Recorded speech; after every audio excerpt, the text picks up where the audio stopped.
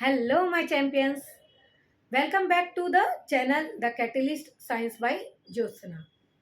बच्चों, आज हम पढ़ेंगे क्लास 9th की केमिस्ट्री का चैप्टर 3 एटम्स एंड मॉलिक्यूल्स का next topic law of constant proportion. बच्चों, इसको हम लॉ ऑफ कांस्टेंट प्रपोर्शन कहते हैं और एक नाम और है लॉ ऑफ डेफिनिट प्रपोर्शन भी इसको हम कहते हैं। इसके पहले हमने आपको बताया था law of conservation of mass means chemical combination जो होती है एटम्स, हमने आपको बताया था हमेशा कंबाइंड स्टेट में मिलते हैं, कभी फ्री स्टेट में नहीं मिलते। तो ये जो कॉम्बिनेशन होता है एटम्स का, ये भी बता चुकी हूँ कैसे एटम मॉलिक्यूल बनाते हैं, कैसे एलिमेंट्स बनते हैं और कैसे कंपाउंड्स बनते हैं। ओके, तो इनका जो कॉम्बिनेशन होता है वो कुछ रूल्स को फॉलो करता है, कुछ लॉज को फॉलो करता है। ये प्रीवियस वीडियो में मैं आपको बता चुकी हूँ। तो ये कौन से दो लॉज है जिनको ये केमिकल कॉम्बिनेशन फॉलो करता है? Law of conservation of mass and law of constant proportion. Okay, law of conservation of मास थोड़ा सा अपन आज रिमाइंड कर लेते हैं। लॉ ऑफ कंजर्वेशन ऑफ मास क्या कहता है कि किसी भी केमिकल रिएक्शन में जो रिएक्टेंट्स एंड प्रोडक्ट्स होते हैं उनका मास जो है वो चेंज नहीं होता। सपोज दैट कोई भी केमिकल रिएक्शन है, ये रिएक्टेंट होते हैं, आपको पहले प्रीवियस वीडियो में बता चुकी हूँ कि लेफ्ट साइड का जो एलिमेंट्स रहते हैं उनको हम क्या बोलते हैं? रिएक्टेंट। ओके, और जो राइट साइड में जो बनता है, राइट साइड में जो बनता है उसको हम क्या कहते हैं? प्रोडक्ट। ठीक है, तो लॉ ऑफ कंजर्वेशन ऑफ मास क्या कहता है कि इन रिएक्टेंट्स का जो मास है, मीन्स ये 10 ग्राम यदि यहाँ रिएक्टेंट्स लिए गए हैं तो प्रोडक्ट चाहे कुछ भी बने, भाई रिएक्टेंट जो लिए जाएंगे प्रोडक्ट तो चेंज होगा। प्रोडक्ट कुछ भी बने उसका भी उसका जो मास है वो चेंज नहीं होगा। प्रोडक्ट चेंज हो जाएगा लेकिन मास चेंज नहीं होगा। मास अगर यहाँ रिएक्टेंट का 10 ग्राम है तो प्रोडक्ट का भी 10 ग्राम ही होगा। ये हमने पढ़ा था लॉ ऑफ कंजर्वेशन ऑफ मास में। ठीक है, तो केमिकल कॉम्बिनेशन का एक लॉ तो कौन सा हो गया? Law of conservation of mass. Next law है, आज हम पढ़ेंगे next law, law of constant proportion या लॉ ऑफ डेफिनिट प्रपोर्शन। ये लॉ क्या कहता है? ये लॉ कहता है कि in a chemical substance elements are always present in a definite proportion by mass. और ये हमें किसने दिया? ये जो लॉ है ये जोसेफ प्राउस्ट ने।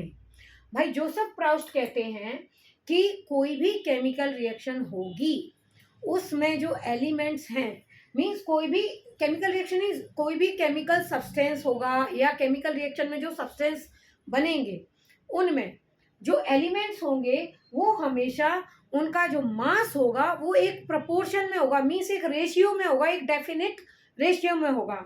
मास उनका चेंज नहीं होगा। सपोज इसको समझते हैं कैसे। सपोज दैट वाटर है, पानी। पानी किससे मिलकर बना होता है? आप सबको मालूम है पानी हाइड्रोजन और ऑक्सीजन से मिलकर बना होता है। मींस पानी हाइड्रोजन और ऑक्सीजन से मिलकर बना होता है। ठीक है, अब वाटर के एक मॉलिक्यूल में 2 हाइड्रोजन होते हैं और 1 ऑक्सीजन होता है। ओके, हाइड्रोजन का मास, सबका ये जो एलिमेंट्स होते हैं इनका मास आपने लर्न भी किया होगा, नहीं किया हो तो कर लेना, क्योंकि ये लॉ जो अब आप करोगे और इसके जो आप न्यूमेरिकल्स लगाओगे तो आपको मास याद करने ही पड़ेंगे। डेफिनेट रहता है, निश्चित रहता है मास। तो जैसे एक हाइड्रोजन का मास कितना होता है? 1। और हमेशा याद रखना मास की स्टैंडर्ड यूनिट होती है यू। ओके, तो एक हाइड्रोजन एटम का मास कितना होता है? 1 यू। तो 2 हाइड्रोजन एटम का मास कितना हो गया? 2 यू। ओके, एक ऑक्सीजन एटम का मास कितना होता है? 16 यू। ठीक है, अब इनका अगर हम प्रपोर्शन निकालें, मीन्स इनका रेशियो क्या निकालें? प्रपोर्शन।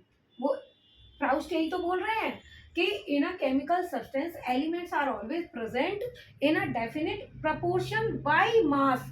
बाय मास जरूर लिखना वरना आपका पूरा लॉ गलत हो जाएगा। ठीक है, मीन्स इनके जो मास, हमने मास लिख लिए, हाइड्रोजन का मास कितना है 2u, ऑक्सीजन का मास है 16u। अब इनका अगर हम प्रपोर्शन निकालेंगे तो 2u upon 16u। Okay, u से u कैंसिल हो गया, 2 1 जा 2, 2 8 जा 16।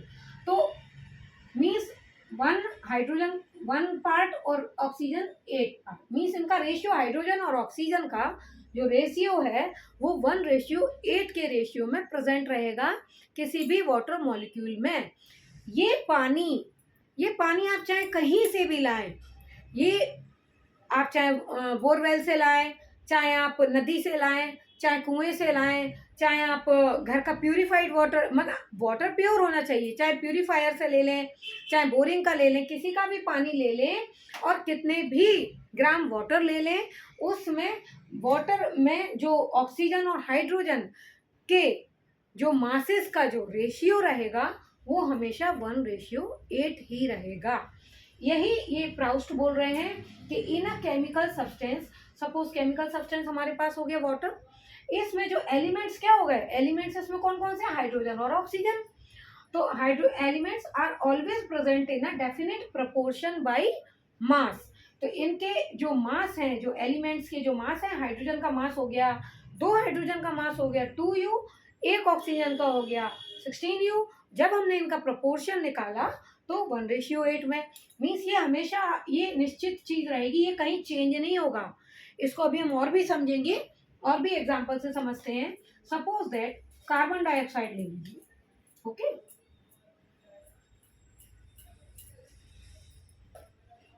कार्बन डाइऑक्साइड का मॉलिक्यूल लिया हमने। कार्बन डाइऑक्साइड में क्या क्या है, कार्बन है और ऑक्सीजन है। ओके, कार्बन कितना है 1, ऑक्सीजन कितनी है 2 एटम। ओके, तो एक कार्बन का मास कितना होता है 12u, और यहाँ चूंकि अभी अपन ने वाटर में देखा एक ऑक्सीजन का मास कितना होता है 16u, तो 2 का कितना हो गया 32u। अब इनका अगर हम प्रपोर्शन देखें, रेशियो देखें, तो कितना हो जाएगा 12u अपॉन 32u, कैंसिल, 4 3 जा 12, 4 8 जा 32 is to 3:8। Means carbon dioxide में कार्बन और ऑक्सीजन किस रेशियो में प्रेजेंट रहेंगे, 3:8 में प्रेजेंट रहेंगे। मीन्स यदि कार्बन 3 पार्ट है तो ऑक्सीजन कितना रहेगा 8 पार्ट। किसी भी कार्बन डाइऑक्साइड मॉलिक्यूल में हमेशा कार्बन और ऑक्सीजन 3:8 के रेशियो में प्रेजेंट रहेंगे। ओके, इतनी बात समझ में आ गई। तो अब अपने को ये समझ में आ गया कि जोसेफ प्राउस्ट क्या कहते हैं, लॉ ऑफ कांस्टेंट प्रोपोर्शन में, या यूं कहने के लॉ ऑफ कांस्टेंट प्रोपोर्शन क्या कहता है कि in a chemical substance elements are always present in a definite proportion by मास।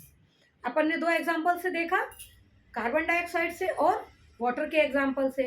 अब इसके ऊपर हम एक आध न्यूमेरिकल और देखते हैं। ओके, अब न्यूमेरिकल में हम देखते हैं, कोई भी न्यूमेरिकल एक उठाते हैं अपन।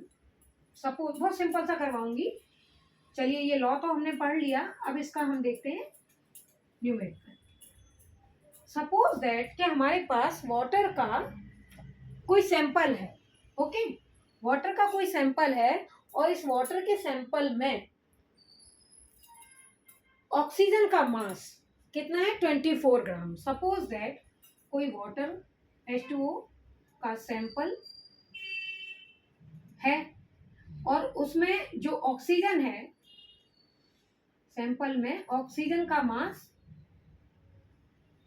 दिया है अपने को। ठीक है, ऑक्सीजन का मास कितना दिया है, ऑक्सीजन का मास दिया है अपने को कितना 24 ग्राम। ओके, 24 ग्राम दिया है। कोई वाटर के सैंपल में अपने को ऑक्सीजन का मास दिया है, तो इसमें वो क्या कह रहे हैं, अपन हाइड्रोजन का मास फाइंड कीजिए। Find the mass of hydrogen. ठीक है, इसको कैसे निकालेंगे, देखिए। अब अपन को क्या करना है, यहाँ पे अपन ने लिखा हाइड्रोजन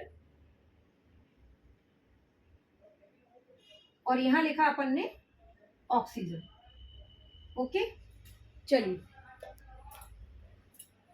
हाइड्रोजन लिखा है यहाँ अपन ने। अब अपन को इनके मासेस के रेशियो निकालने हैं, ठीक है।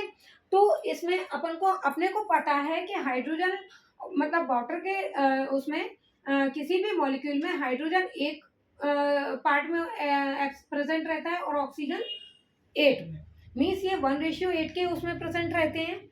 अपने को किसका हाइड्रोजन का मास फाइंड करवा रहे हैं ये, ठीक है। तो यहाँ अपन x मान लेते हैं हाइड्रोजन का mass. Suppose mass of hydrogen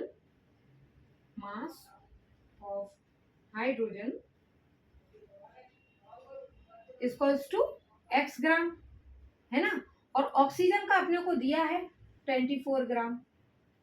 okay, oxygen का मास अपने को 24 ग्राम दिया है, मीन्स अपने को क्या हो जाएगा 1x इक्वल्स टू कितना हो जाएगा अपने को,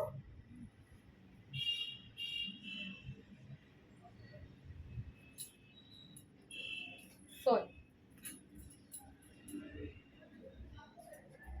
means x upon 24 equals to 1/8। Okay, तो x 8x इक्वल्स टू 24 और x इक्वल्स टू कितना हो जाएगा, कितना हो जाएगा x equals to 24/8, x equals to 24/8, 8 बन जाए 8 3 जा 24। ओके, तो इक्वल्स टू मीन्स क्या आया 3x इक्वल्स टू कितना आया 3 ग्राम, मीन्स हाइड्रोजन का मास कितना हो गया, mass of hydrogen, mass of hydrogen equals to 3 gram. Okay, तो अपने को मासेस तो इनके लर्न करने पड़ेंगे और इसके ऊपर न्यूमेरिकल्स भी अपने को लगाने पड़ेंगे। तो आज हमने क्या पढ़ा, law of constant proportion. Okay, अब अपने दोनों लॉज हो गए, लॉ ऑफ केमिकल कॉम्बिनेशन के, means law of conservation of mass and law of constant proportion. इनको आप अच्छे से लर्न कर लीजिए, उनके ऊपर न्यूमेरिकल्स भी लगाइए। यदि आपको कहीं कोई प्रॉब्लम आती है तो मेरे को कमेंट बॉक्स में ज़रूर से क्वेश्चन कीजिए, मैं आपको उसका सॉल्यूशन ज़रूर बताऊंगी। मिलते हैं अपने नेक्स्ट वीडियो में, तब तक के लिए राधे राधे।